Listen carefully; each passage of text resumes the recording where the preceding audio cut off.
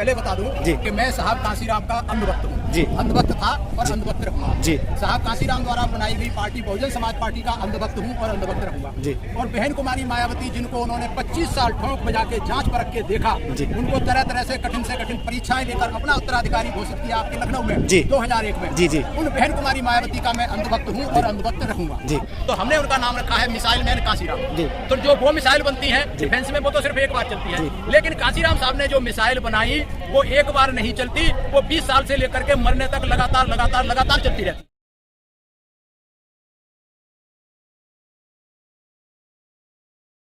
जय भीम। मैं हूं अनिल भारती और मैं आज उपस्थित हूं दलित प्रेरणा केंद्र जो कि नोएडा में स्थित है।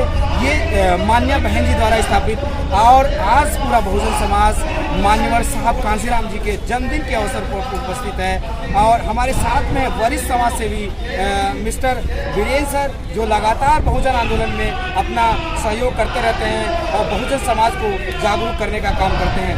सर स्वागत है हमारे चैनल में। जी बहुत बहुत धन्यवाद आपका। जी सबसे पहले हमारे दर्शकों को अपना परिचय दे सर। जी मेरा नाम वीरेंद्र सिंह है जी और मैं ग्रेटर नोएडा में रहता हूँ जी। पहले मैं दिल्ली में रहता था जी और मैं वाम सेफ का कार्यकर्ता रहा हूँ जी। करीब 30 साल हमने वाम सेफ में और बहुजन समाज पार्टी में काम किया जी। अभी मैं सेवानिवृत्त हो गया हूँ जी। तो मैं परिचय अपना देता हूँ जी। कि मेरा नाम वीरेंद्र सिंह है जी। मैं 20 साल का जवान हूँ जी। और मुझे 40 साल का जिंदगी का एक्सपीरियंस है जी। समाज का एक्सपीरियंस। जी मान्यवर साहब के जन्मदिन के अवसर पर बहुजन समाज को क्या कहना चाहेंगे सर आप? देखिए साहब का जन्मदिन का जहाँ तक सवाल है मैं पहले बता दूं जी। कि मैं साहब कांसीराम का अंधभक्त हूँ जी। अंधभक्त था और अंधभक्त रहूंगा जी। साहब कांसीराम द्वारा बनाई गई पार्टी बहुजन समाज पार्टी का अंधभक्त हूँ और अंधभक्त रहूंगा जी।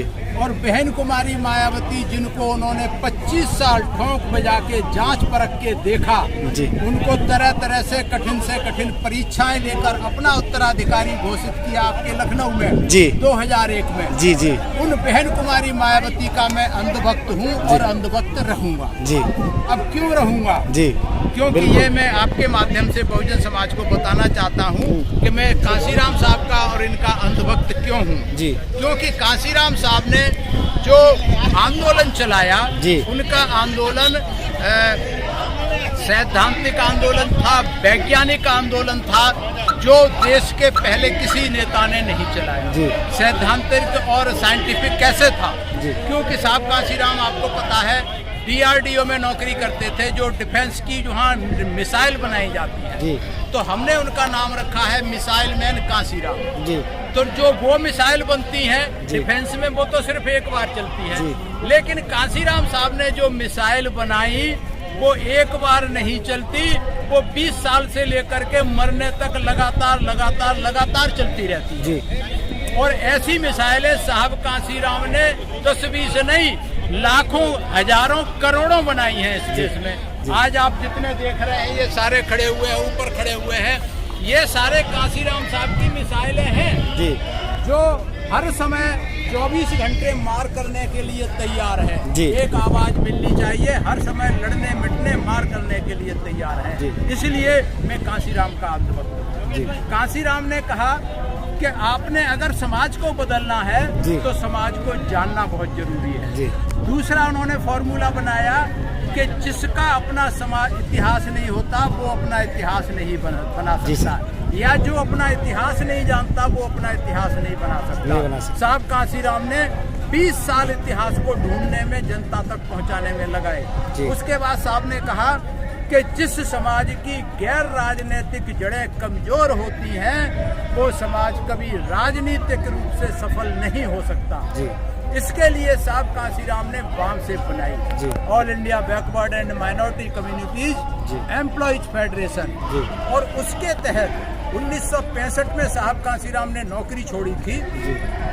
1965 के बाद वाम सेफ बनाई 1978 में, उसके बाद DS4 बनाई 1982 में। तो DS4 से लेकर के मतलब 1965 से लेकर के 1984 तक करीब 19-20 साल का समय, जवानी का समय उन्होंने गैर राजनीतिक जड़ों को मजबूत करने में लगाया।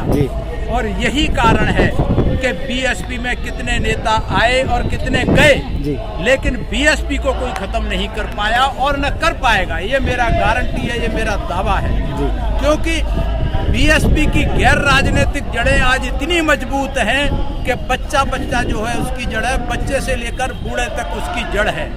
मेरी उम्र 64 साल है और मैंने ये सब प्रतिज्ञा की है कि मैं 100 साल तक काम करूंगा बीएसपी का और पार्टी का, और मरने के बाद भी मैं हड्डियां दान कर जाऊंगा जो काम आती रहेंगी। तो इसलिए साहब कांसीराम ने ऐसी जो मिसाइलें पैदा की, और साहब कांसीराम ने कहा, एक फॉर्मूला और दिया कि power is the product of struggle and struggle needs preparation, के सत्ता संघर्षों का प्रतिफल है, उसके लिए हमें तैयारी करनी होगी। और उसके लिए सिर्फ कहा नहीं, उनकी तैयारी की साहब कांसीराम ने। उन्होंने कहा miracle of 2 wheels and 2 feets, के 2 पैरों का और 2 पहियों का कमाल। वो क्या किया, 3500 किलोमीटर की साइकिल यात्रा की, पूरे देश को, समाज को जगाने का काम किया, समझने का काम किया, गैर राजनीतिक जड़ों को मजबूत करने का काम किया। इसलिए मैं कांसीराम साहब का अंधभक्त हूँ।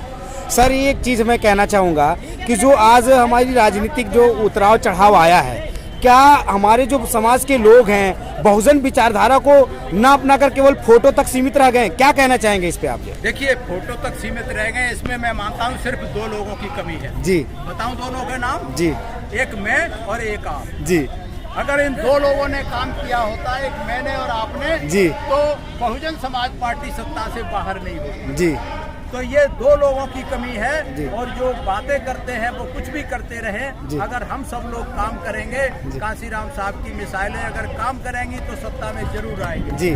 और दूसरी बात है, साहब कांसीराम ने कहा था इसके लिए कि हमारी सत्ता रहे ना रहे, राजनीतिक ताकत रहे ना रहे, बहुजन समाज पार्टी रहे ना रहे, लेकिन सामाजिक आंदोलन अनवरत चलते रहना चाहिए। तो हमें ये परवाह नहीं करनी कि सरकार बनी नहीं बनी, हमें आंदोलन चलाना है। आंदोलन चला के पहले सरकार बनी थी, आंदोलन चला के फिर सरकार बनेगी और बहन जी पीएम बनेंगी। जी सर, एक सवाल और लेना चाहेंगे। आज के युवा जो बहुत ज्यादा मैं देख रहा हूँ मिसगाइड हो रहे हैं, उन युवाओं को क्या कहना चाहिए कि बहुजन साहित्य पढ़ना चाहिए, मानवर साहब को पढ़ना चाहिए, या ऐसे ही मतलब मिसगाइड होना चाहिए? देखिए, ये मिसगाइडेड है। इसमें भी मैं सोचता हूँ कि 2 लोगों की गलती है, एक मेरी और आपकी, कि हम उन युवाओं को समझा नहीं पा रहे। जी, उन युवाओं को हम समझा नहीं पा रहे, उनको इतिहास नहीं बता पा रहे कि ये हमारे महापुरुषों ने कितना संघर्ष किया, ये यहाँ तक जो कारवां पहुँचा है, कैसे पहुँचा है। बाबा साहब ने अपने 4 बच्चे बलि चढ़ा दिए, साहब कांसीराम ने अपनी पूरी जिंदगी की बलि चढ़ा दी, घर परिवार नहीं बसाया, बहन कुमारी मायावती ने सब कुछ छोड़ करके लगी हुई है। अगर ये दिखाई नहीं दे रहा तो युवा भटका हुआ है, गुमराह है, और इसमें दूसरे ताकतें इसके लिए काम कर रही हैं। हम उतना काम नहीं कर पाएंगे। अगर हम बता पाएंगे इतिहास को, उनको समझा पाएंगे, तो फिर हम जरूर कामयाब होंगे, ऐसा मेरा मन। और एक दिन जरूर समझेगा, युवा की समझ में आ रही है। जी, जो भटकाव युवा जिनके चक्कर में भटक रहा था, कुछ जेल में पड़े हैं, कुछ पे मुकदमे लगे हैं, कुछ पे है, तो उनकी समझ में आ रही है कि साहब कांसीराम का और बहन कुमारी मायावती का मिशन था, उसे कभी कोई जेल नहीं गया, किसी को कोई जान माल का नुकसान नहीं हुआ। ये युवाओं की अब समझ में आ रहा है, इसलिए सारे आ रहे हैं। जी सर, आखिरी सवाल, आज मान्यवर साहब जन्मदिन है, और जन्मदिन के अवसर पर पूरे बहुजन समाज को आप क्या संदेश देना चाहेंगे? देखिए, साहब कांसीराम अपने आप में एक समर्पण की मिसाल है जी, एक प्रेरणा की मिसाल है कि साहब कांसीराम से प्रेरणा लेकर बहुजन समाज को साहब कांसीराम ने सब कुछ अर्पित कर दिया। उन्होंने किया था टाइम, टैलेंट एंड ट्रेजरी, पे बैक टू सोसाइटी, के समाज को वापस देना है, समय देना है, अपनी बुद्धि देनी है, पैसा देना है। तो साहब की अगर 3 बातें मान करके हम मान लेंगे, और आपके माध्यम से मैं कहना चाहता हूँ कि टाइम, टैलेंट एंड ट्रेजरी पे बैक जरूर करना चाहिए, खासकर पढ़े लिखे नौकरी वालों को जरूर करना चाहिए। उनकी सबसे ज्यादा जिम्मेवारी है मेरे जैसे लोगों की जिम्मेवारी है कि इन महापुरुषों के मिशन को फायदा उठा करके हमने पद पैसा प्रतिष्ठा पाया, जिनके त्याग तपस्या बलिदान के कारण हमें उसके लिए पेबैक करना चाहिए, बाकी समाज के लिए काम करना चाहिए। ये मेरा संदेश है आपके पास। बहुत बहुत साधुवाद सर। हमारे साथ में थे बीरेंद्र सर जी, जो कि लगातार बहुजन आंदोलन को और आगे बढ़ाने का काम करते हैं।